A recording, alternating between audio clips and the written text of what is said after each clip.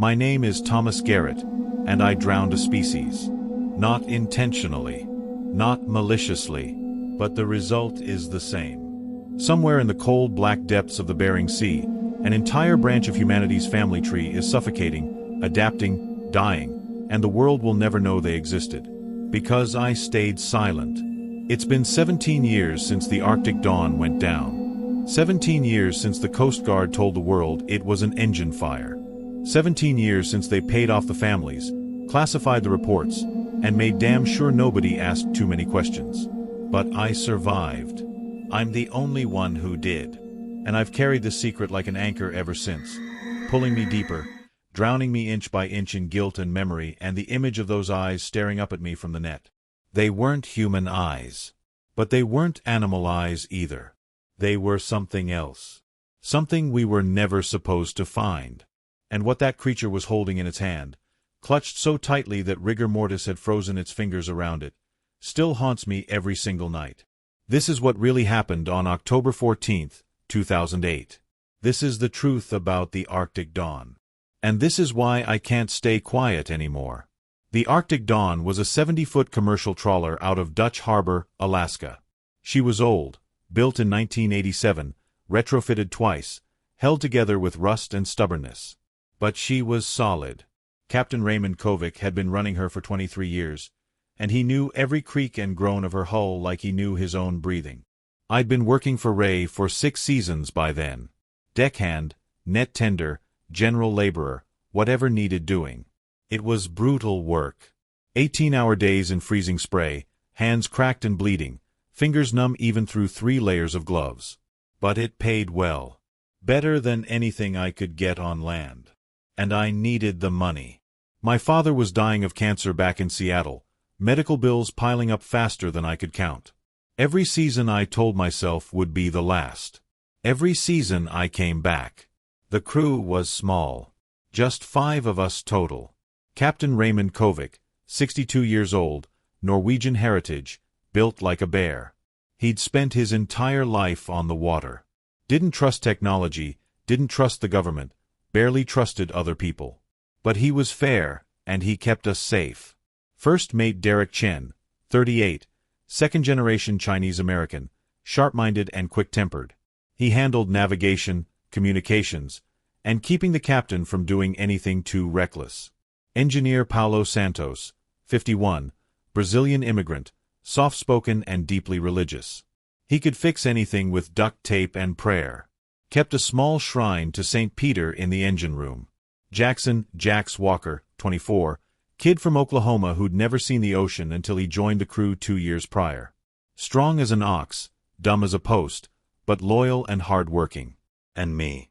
Thomas Garrett, 33 years old, Seattle-born, college dropout, running from a life I didn't know how to fix. We were family, in the way that people trapped on a boat together become family.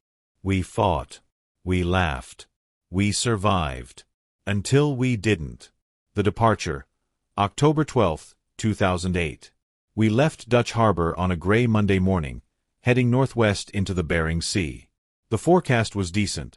Scattered storms, moderate swells, nothing we couldn't handle. We were chasing pollock and cod, hoping to fill the hold before the season closed and the ice moved in. Ray had a spot he liked, about 120 miles offshore, where the continental shelf dropped away into deep water. The fish ran thick there, and the big trawlers usually stayed closer to shore. It was our edge. We reached the grounds on Tuesday afternoon and dropped the nets. The first 2 hauls were solid. Good size, good weight. Paulo blessed each net as it came up, muttering prayers in Portuguese, making the sign of the cross over the writhing silver mass of fish. Jax laughed at him every time, but Paulo just smiled. "Better safe, my friend," Paulo would say. "The sea, she listens." By Wednesday night, we'd filled 1/3 of the hold. Ray was in a good mood, rare for him.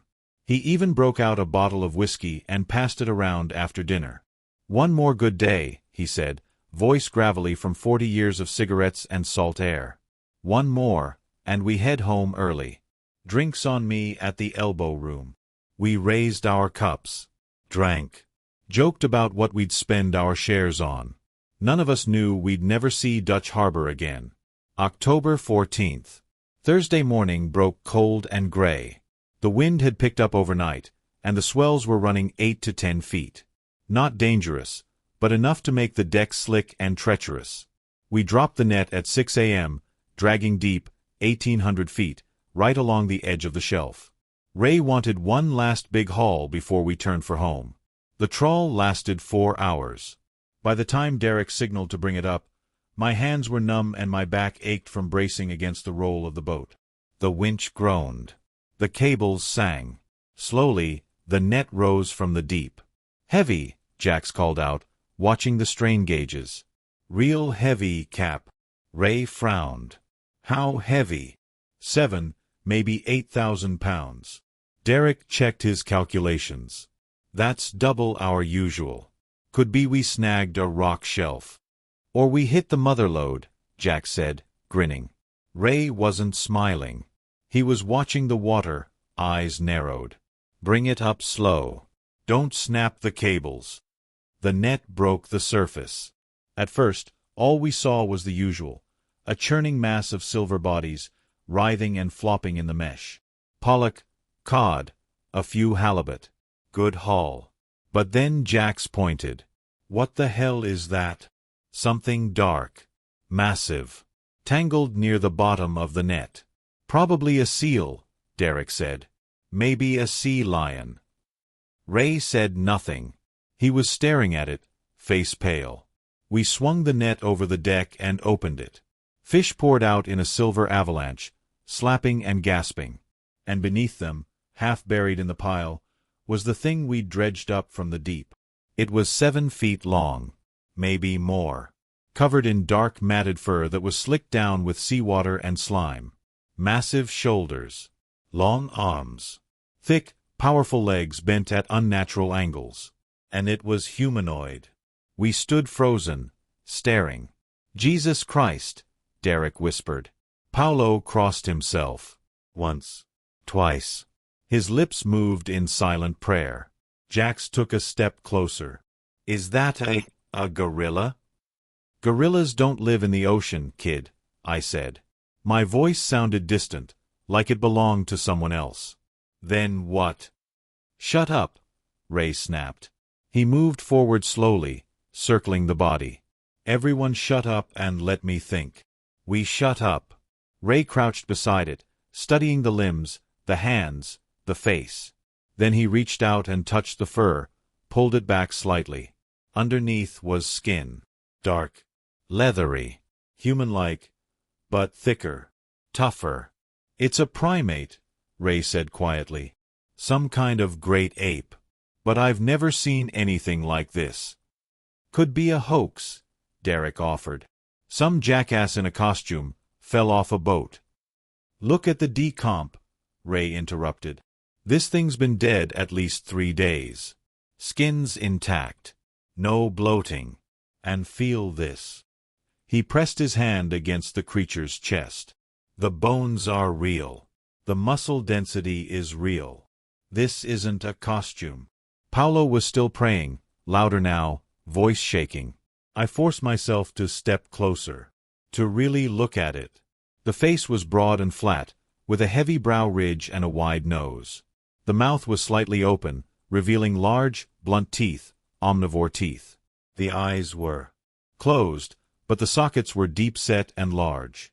And then I saw the hands. They were huge, easily twice the size of mine. 4 fingers and a thumb, just like a human's. But the nails were thick and dark, almost claw-like. And wrapped around the right hand, tied with some kind of cord made from dried plant fiber, was... "What is it holding?" Jax asked. Ray carefully pried the fingers open. Something fell onto the deck with a wet thunk. We all leaned in. It was a bundle. Maybe 10 inches long, wrapped in what looked like sealskin, oiled, treated, stitched together with sinew. Ray picked it up carefully. Water dripped from the folds. "Should we open it?" Derek asked. "Maybe we shouldn't," Paulo said quickly. "Maybe this is sacred. Maybe—" Ray was already unwrapping it. The sealskin fell away in layers. And inside, nested carefully, was something that made my blood run cold. It was a breathing apparatus. Crude, handmade, but unmistakably intentional. A mask fashioned from more sealskin, stretched over a framework of carved bone. 2 eye holes. A mouth opening covered with a mesh of woven kelp fibers. And attached to the back, a bladder, also made from seal organs, that had been treated and sealed, with a simple valve mechanism carved from shell.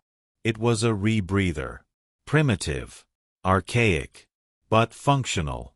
That's a diving mask, Derek said slowly. That thing was diving. Impossible, Jack said. Animals don't. It's not an animal, I said. My voice was shaking. Look at it. Look at the stitching. The design. This was made by someone intelligent. Ray turned the mask over in his hands, examining every detail. Then he looked back at the body, at the hands, at the face. Sasquatch, he said quietly. We all stared at him. You're joking, Derek said. Do I look like I'm joking? Ray set the mask down carefully. I've heard stories. Every fisherman up here has. Sightings on the islands. Tracks on remote beaches. Fishermen who've seen things in the fog that didn't make sense. We all laughed it off. Said it was the vodka talking. He gestured to the body. But here it is. Proof. And it's not just living in the mountains anymore. It's adapted. It's hunting in the ocean. That's insane, Derek said. But his voice was uncertain. Paolo was still praying, clutching his rosary so hard his knuckles were white. Jax just stood there, mouth open, staring at the creature like it might get up and start talking. And I couldn't stop looking at the mask. At the careful craftsmanship.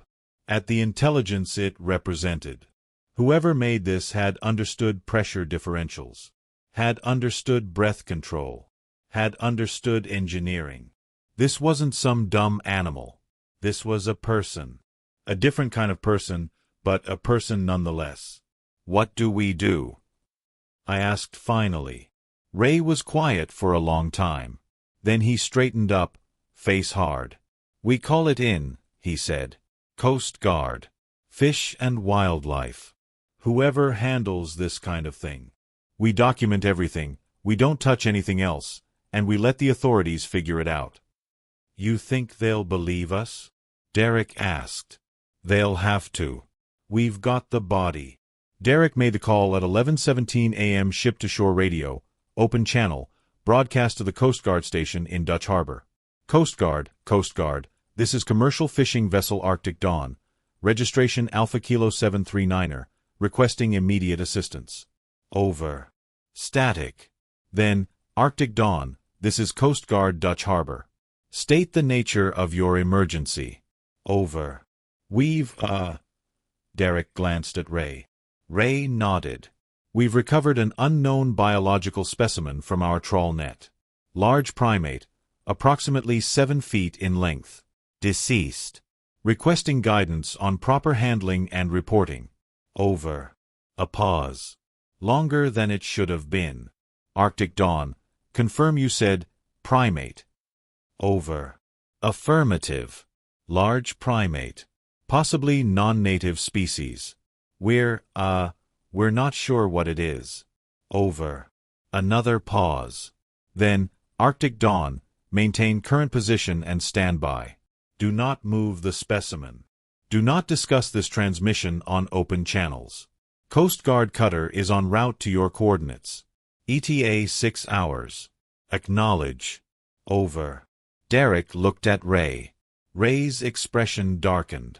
Why the hell is a cutter coming? Derek muttered. This should be fish and wildlife. Just acknowledge, Ray said quietly. Derek keyed the mic, acknowledged, Coast Guard. We'll stand by. Over. Arctic Dawn, be advised, this incident is now under federal jurisdiction. Do not leave your current position. Coast Guard out. The radio went silent. We stood on the deck, wind whipping around us, The body of the creature still sprawled among the scattered fish. "Federal jurisdiction," Jack said. "For a dead animal?" "It's not an animal," I said again. Paolo crossed himself one more time. "We should not have touched it," he whispered. "We should have let it go back to the sea." Ray pulled a tarp from the storage locker. "Help me cover it.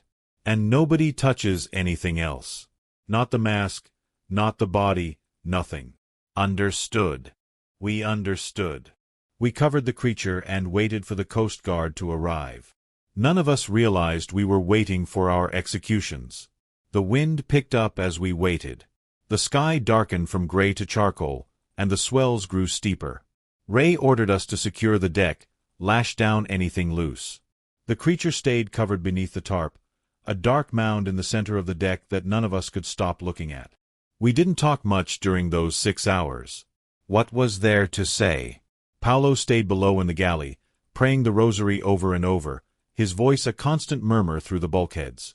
Jax tried to busy himself with maintenance work, but his hands were shaking too badly to hold the tools properly. Derek stayed in the wheelhouse, monitoring the radio, waiting for updates that never came. Ray stood at the rail, smoking cigarette after cigarette, staring out at the gray horizon. I stayed near the tarp. I don't know why. Maybe I felt responsible. We dragged this thing up from the depths, ripped it away from whatever cold grave it had found. The least I could do was stand watch. Around 3 p.m., I lifted the edge of the tarp and looked at the creature's face again.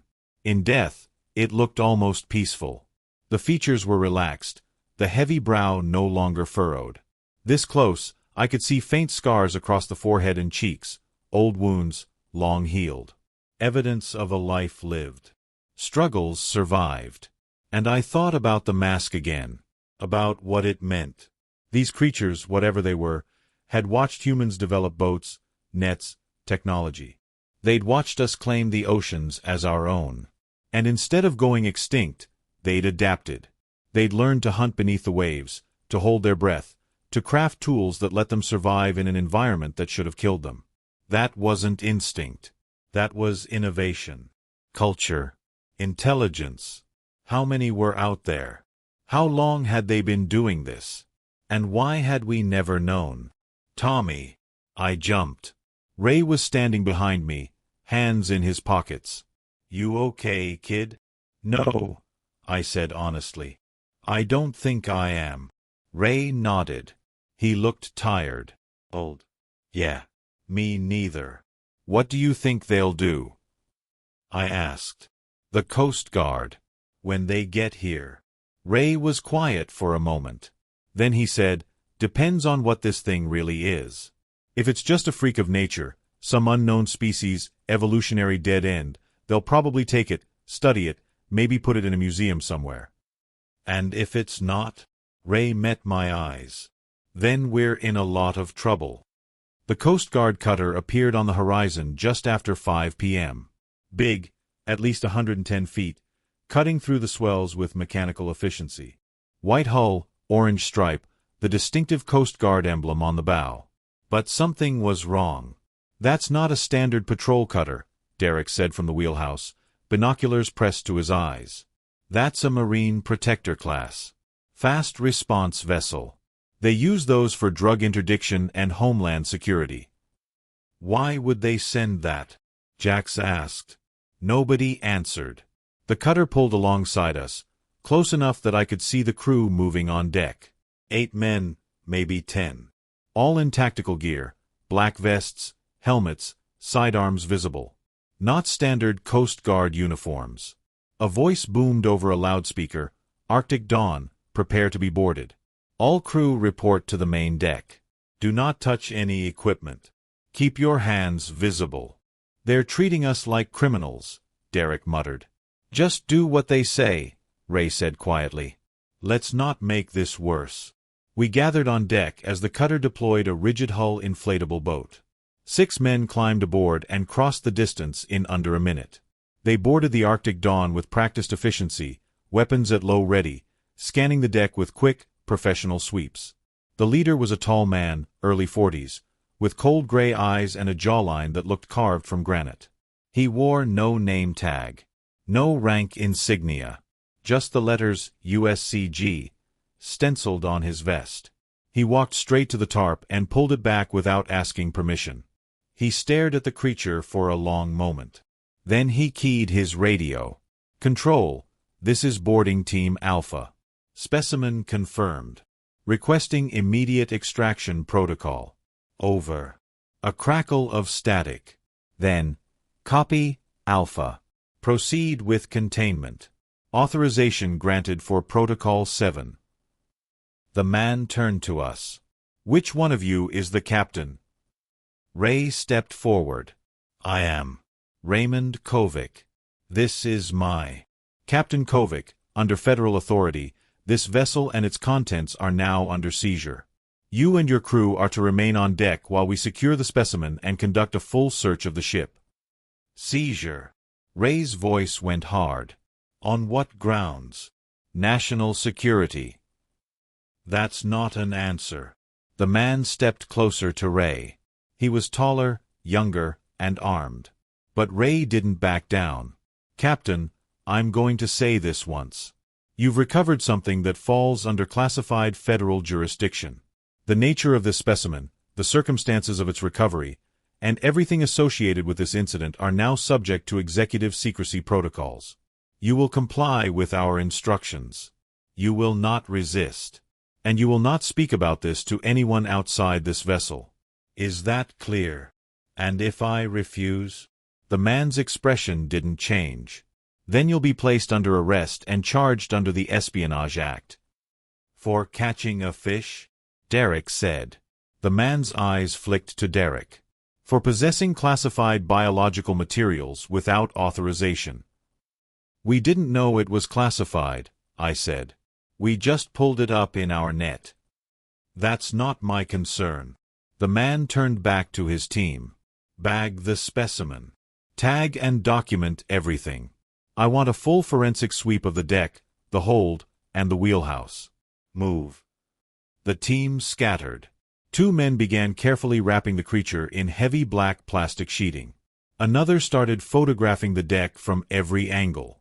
A 4th began collecting samples, scales from fish, water from the deck, even scrapings from the tarp. And 2 more approached us with handheld scanning devices. "What are those?" Jax asked nervously. "Biometric scanners," the leader said.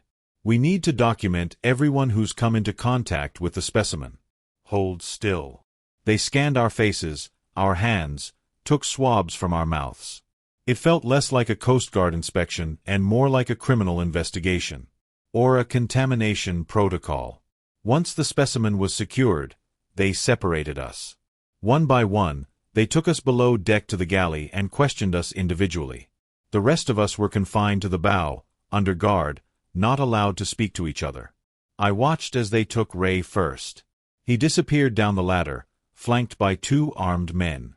He was gone for 20 minutes. When he came back up, his face was ashen. Derek went next. Then Paolo.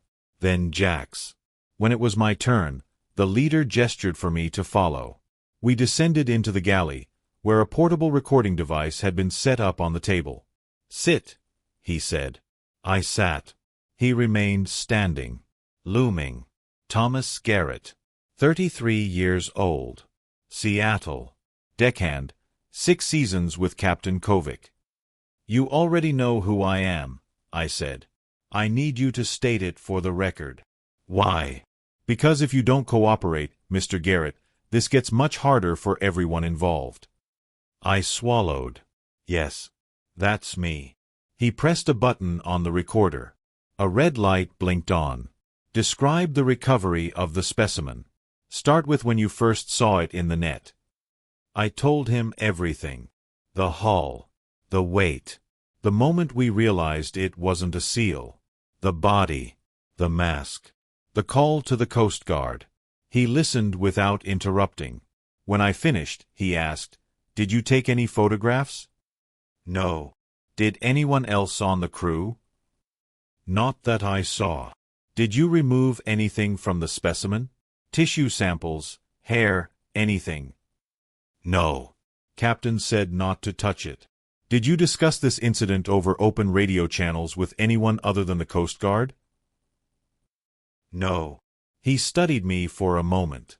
Then he leaned forward, close enough that I could smell coffee on his breath.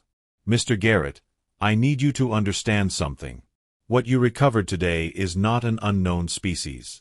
It's not a scientific curiosity. It's a threat to national security. The existence of these creatures, and the fact that they've adapted to oceanic environments, represents a strategic concern at the highest levels of government. Do you understand what I'm saying? No, I said honestly. I don't understand any of this. You don't need to understand. You just need to follow instructions. He straightened up. When you leave this vessel, you will not speak about what you saw. Not to your family. Not to friends. Not to journalists. Not to anyone. If you do, you will be arrested, prosecuted, and imprisoned. There will be no trial. No appeal. You will disappear. Do you understand that? My mouth was dry. Yes. Good. He turned off the recorder. You can go back up. By nightfall, they'd torn the Arctic Dawn apart. They searched every compartment, every storage locker, every corner of the hold. They confiscated our phones, our cameras, Derek's laptop. They even took Paulo's personal journal, 40 years of daily prayers and reflections, written in Portuguese. You'll get it back, they told him. We all knew that was a lie. The creature was loaded onto the Coast Guard cutter in a sealed black container, like a coffin. The mask and all the artifacts were bagged and tagged separately. By 8 p.m., every trace of what we'd found had been removed from our vessel. Except the memory. The leader gathered us on deck one final time. Gentlemen, he said, you're going to receive compensation for the seizure of your catch and the inconvenience of this incident. The amount will be deposited into your accounts within 72 hours. In exchange, you will sign non-disclosure agreements acknowledging that you understand the classified nature of this incident. And if we don't sign? Ray asked. The man smiled. It didn't reach his eyes. Then you don't get paid. And you don't leave this location. That's extortion, Derek said. That's national security. They produced the documents. 5 copies, one for each of us. Dense legal language, pages and pages of it. But the core message was clear. We saw nothing. We know nothing. We will say nothing. Paulo signed first, hands shaking, still clutching his rosary. Jack signed next, not even reading it. Derek hesitated, but eventually signed. Ray stared at the document for a full minute before scrawling his name at the bottom. Then they all looked at me. I picked up the pen. My hand hovered over the signature line. Mr. Garrett, the leader said quietly, sign the document. I thought about the creature, about its face, about the mask it had been holding, about the fact that somewhere out there, in the cold darkness of the ocean, there were more of them, living, hiding, surviving, and we were erasing them. I signed. The Coast Guard cutter left at 9:15 p.m. We watched its lights disappear into the darkness, heading southeast toward Dutch Harbor. We should have felt relieved. It was over. We'd cooperated. We'd signed the papers. They were gone. But something felt wrong. Ray felt it too. He stood in the wheelhouse, staring at the radar screen, jaw tight. What is it? Derek asked. They're not heading to Dutch Harbor, Ray said quietly. What? Ray tapped the screen. Look at their bearing. They're heading south-southwest. That's not the route back to port.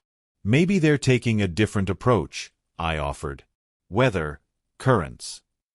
I've been running these waters for 23 years, Ray interrupted. There's no reason to take that route. None. Derek leaned over the console, checking the heading himself. His face went pale. He's right. They're heading toward open ocean. We stood in silence, watching the blip on the radar screen move farther and farther away. Why would they do that? Jax asked. Nobody answered. And then, at 9:47 p.m., the radio crackled to life. Arctic Dawn, this is Coast Guard Cutter Resolute. Be advised, we're detecting a fuel leak from your vessel. Recommend you shut down engines immediately and prepare for emergency evacuation. Over. Ray grabbed the mic. Negative. Resolute. We're not showing any fuel leaks. All systems normal.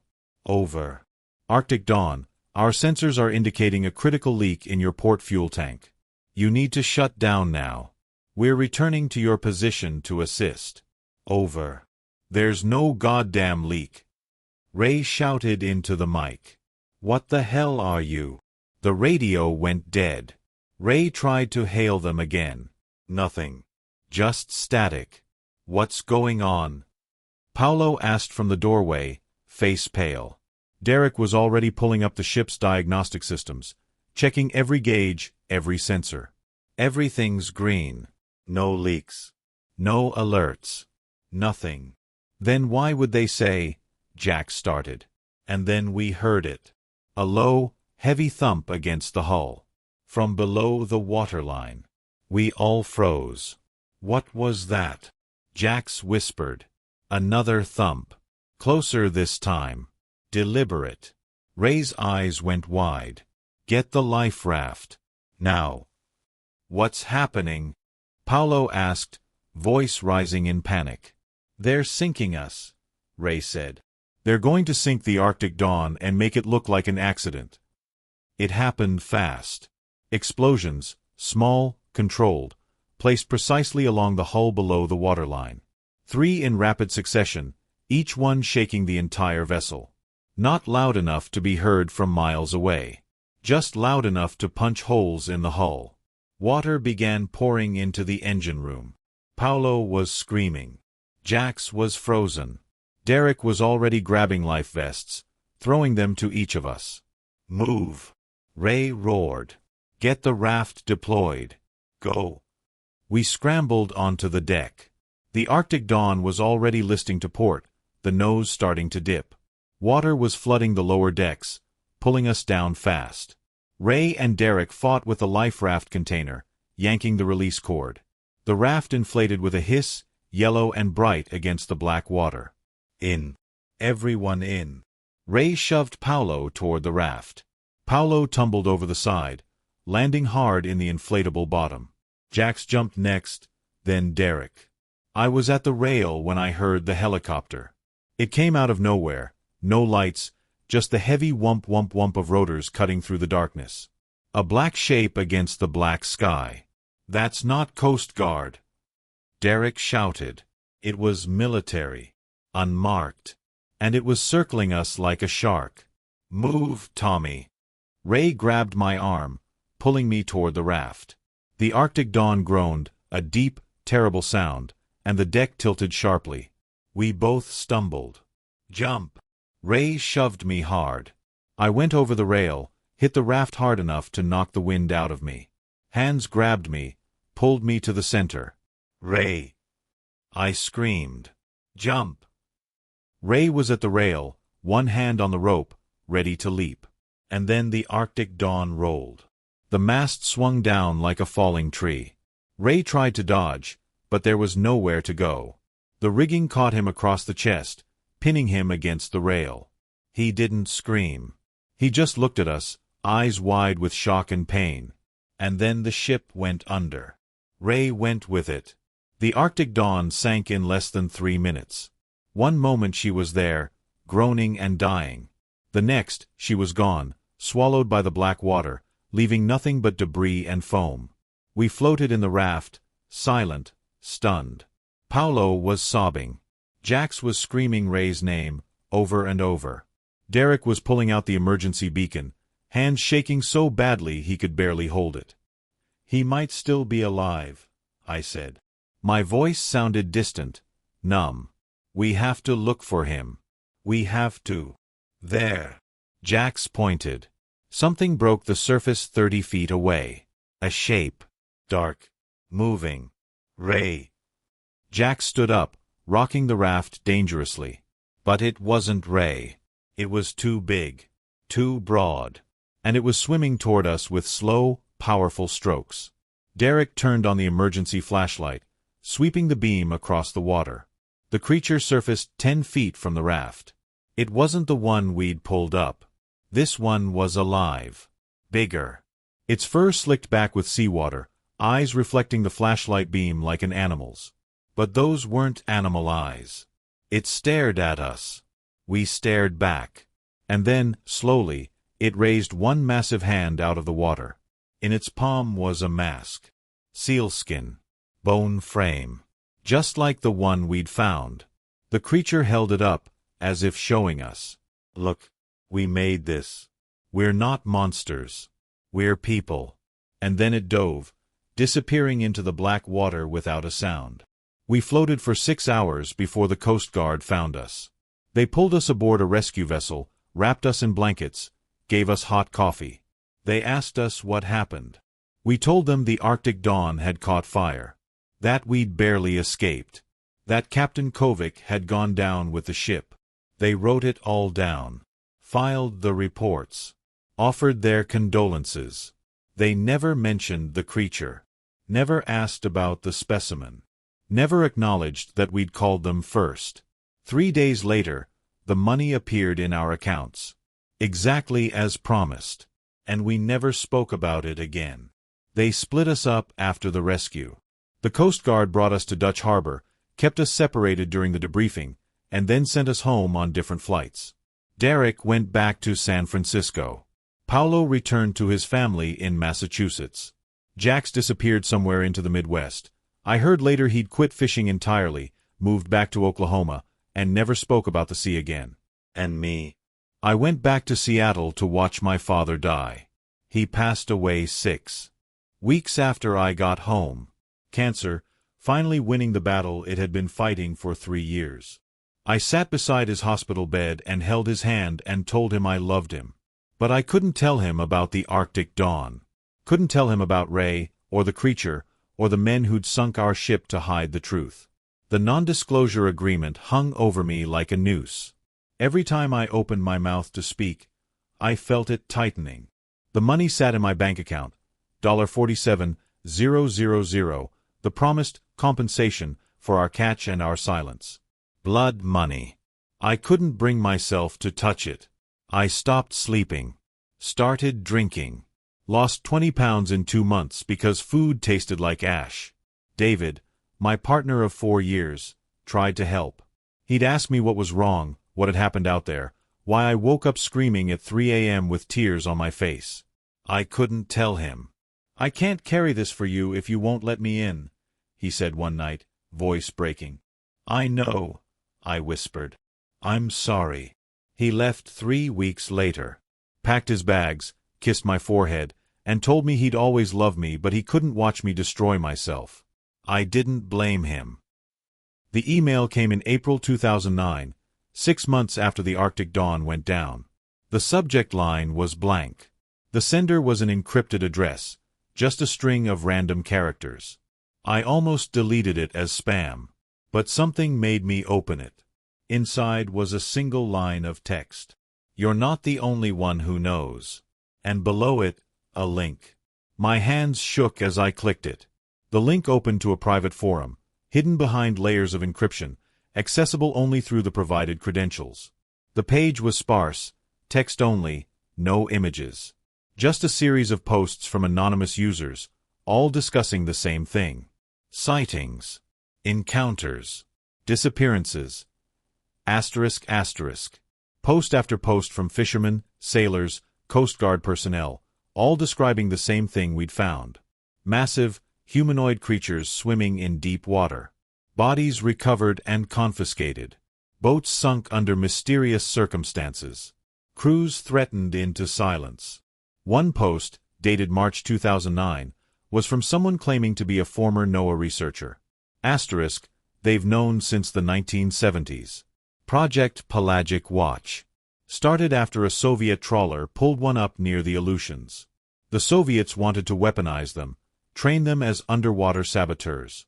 We wanted to study them. Both sides agreed to one thing: keep it secret. The species is called Gigantopithecus maritimus in the classified files. Estimated population, less than 500 worldwide. They're going extinct, and we're helping it happen. Asterisk. I read every post, every testimony, every scrap of evidence these anonymous voices had managed to preserve. And I realized Ray hadn't been the first captain to die for discovering the truth. And I wouldn't be the last person they tried to silence. Derek called me in October 2009, exactly 1 year after the sinking. "Tommy," he said. His voice was strained, exhausted. "We need to talk. Are you okay?" "No, I'm not." A pause. "I've been followed. 4 months. Black cars. Same faces showing up wherever I go. My apartment was broken into last month. Nothing stolen, but someone went through everything. My computer, my files, everything." My blood ran cold.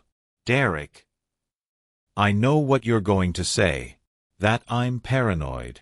That I'm imagining it. But I'm not, Tommy. They're watching us. Making sure we stay quiet. Have you talked to Paolo? Or Jax?" I tried. Paolo won't answer my calls. Jax changed his number. I think they got to them. Paid them off or scared them enough that they won't risk breaking silence. Then what do we do?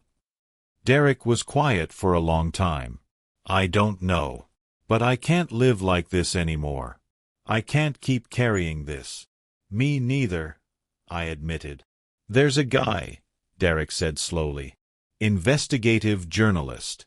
Ben Matsuda. He's covered government cover-ups before, black sites, rendition programs, classified weapons testing. He's got credibility. And he's protected sources before. You want to go public? I want to tell the truth. I want Ray's death to mean something." I thought about the creature in the net, about the mask it had been holding, about the living one that had surfaced beside our raft, showing us its own mask as if to say, asterisk, "We're here. We're real. Please see us." Asterisk. "Okay," I said. "Let's do it." Ben Matsuda was 47 years old, half Japanese, half Irish, with the tenacity of a terrier and the instincts of a bloodhound. He'd won a Pulitzer for exposing CIA black sites in Eastern Europe. He didn't scare easily. But when Derek and I met him in a Seattle coffee shop in November 2009 and told him our story, even he looked shaken. "You're telling me the U.S. government has known about an intelligent aquatic primate species for decades, and they've been actively covering it up?" "Yes," I said. "And they sank your boat to hide the evidence?" "Yes."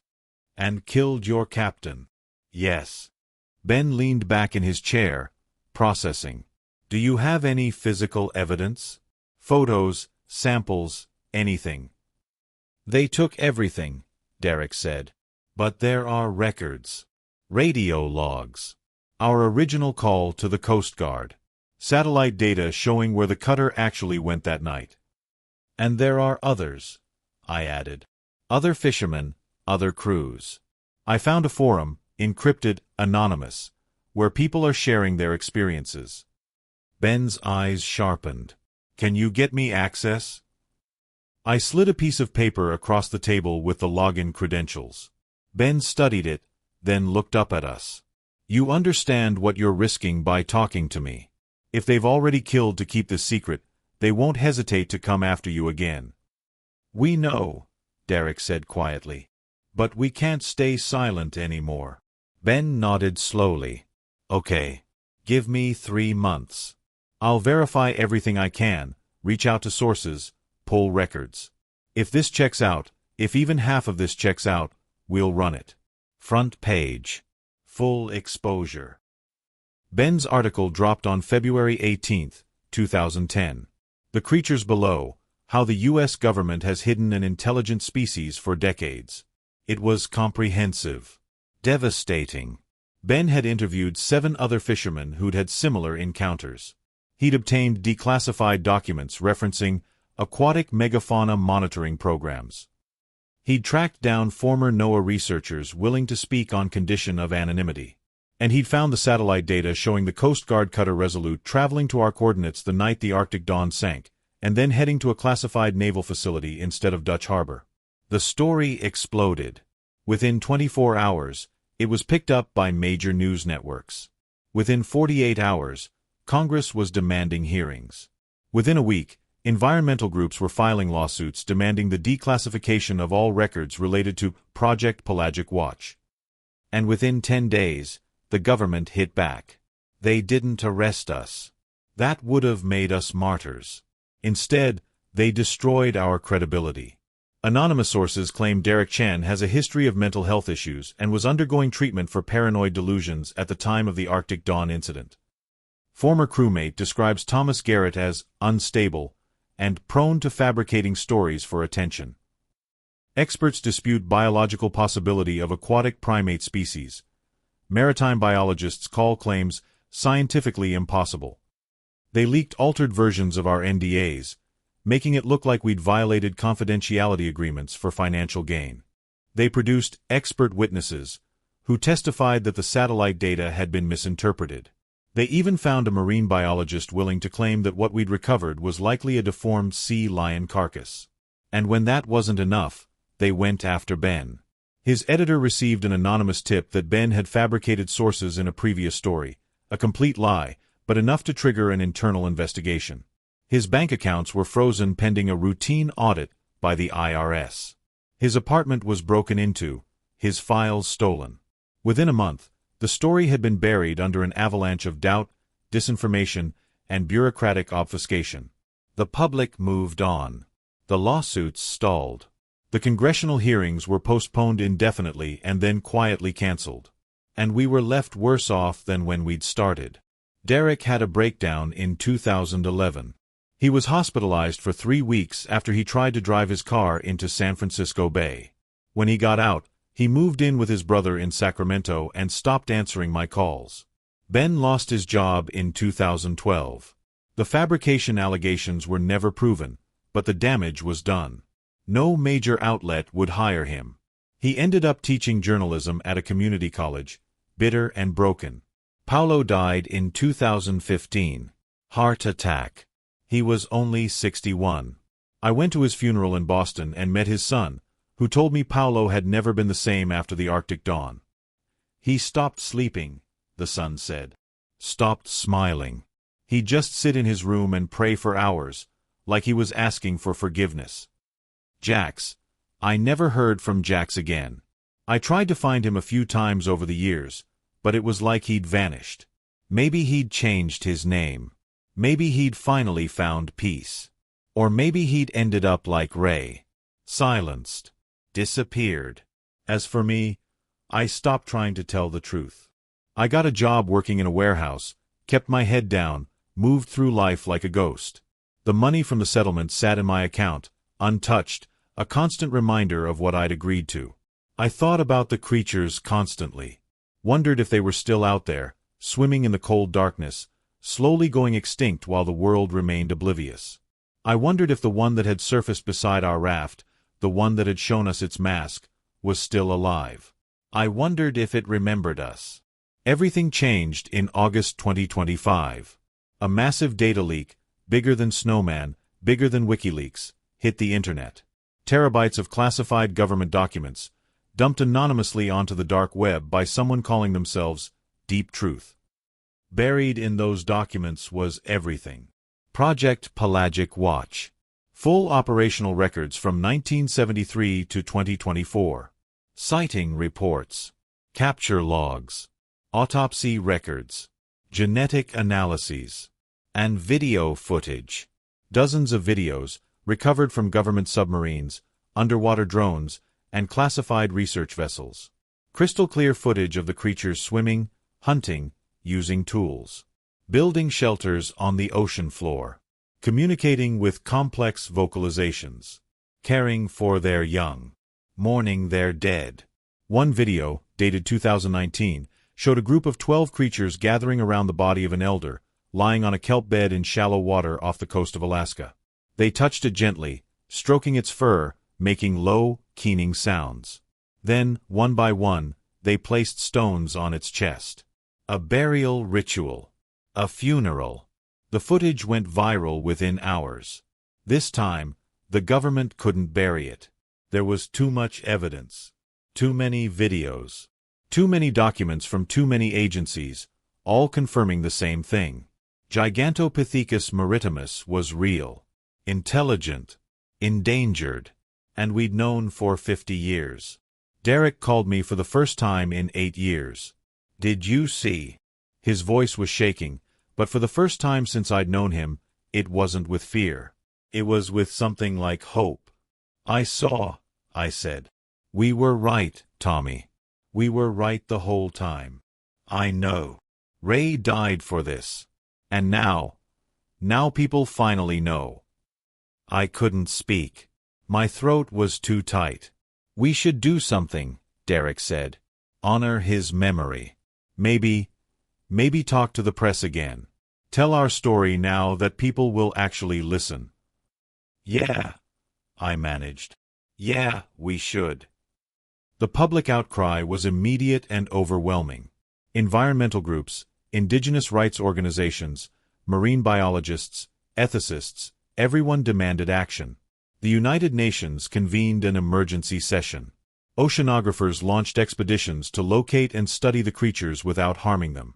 And in December 2025, the U.S. Congress passed the Marine Sentient Species Protection Act, designating Gigantopithecus maritimus as a protected intelligent species with legal rights equivalent to endangered indigenous peoples. 90 million acres of ocean were declared off-limits to commercial fishing, shipping, and resource extraction. International treaties were signed. Monitoring programs were established, not to capture or study the creatures, but to protect them. It was too late to save most of them. According to the leaked documents, the population had dropped from an estimated 2,000 in 1970 to fewer than 180 in 2025. But it was a chance. A slim one. But a chance nonetheless. In March 2026, I went back to the Bering Sea. Not to fish. Not to work. Just to see. I chartered a small boat with a captain who knew the waters, and we sailed to the coordinates where the Arctic dawn had gone down. The wreck was still there, according to sonar scans, sitting in 1,800 feet of water, slowly being reclaimed by the ocean. We stopped above the site. I stood at the rail, looking down at the gray water, thinking about Ray. About Paulo.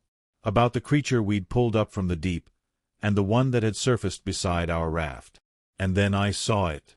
A shape, moving beneath the surface. Massive. Deliberate. It surfaced 30 feet from the boat, water streaming off its broad shoulders. Dark fur. Deep-set eyes. A face that was neither human nor animal, but something in between. It looked at me, and I looked back. I thought about the mask. About the intelligence it represented. About the fact that this creature's ancestors had watched my ancestors build boats and cities, and had chosen to stay hidden, to survive in the margins of our world. "I'm sorry," I said. My voice broke. "I'm so sorry we didn't see you sooner." The creature tilted its head, as if listening. And then, slowly, it raised one hand out of the water. Open palm. Empty. Not holding a mask this time. Just reaching. I don't know if it was a greeting, or a question, or a gesture of forgiveness. But I reached back, leaning over the rail, extending my own hand toward it. We didn't touch. The distance was too great. But for a moment, one perfect, crystalline moment, we saw each other. Really saw each other. And then the creature dove, disappearing into the darkness, leaving only ripples behind. It's been 17 years since the Arctic dawn sank. 17 years since I pulled a drowned Sasquatch from the depths of the Bering Sea and learned that we share this world with another intelligent species. 17 years since the government tried to bury that truth, and nearly succeeded. Ray didn't live to see vindication. Paulo died thinking he'd sinned by touching something sacred. Derek and I lost years of our lives to silence and fear. But we're not silent anymore. The creatures, Gigantopithecus maritimus *, though I still think of them simply as people, are still out there.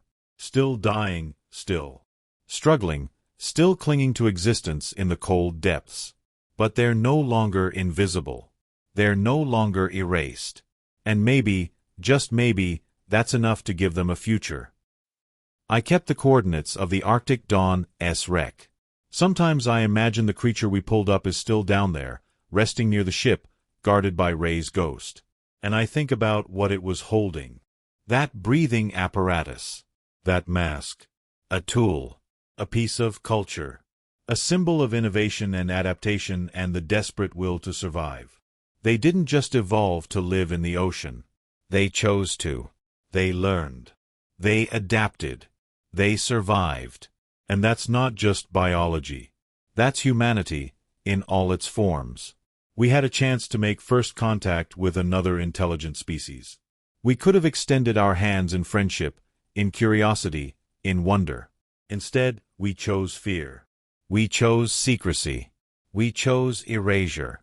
But it's not too late. Not yet.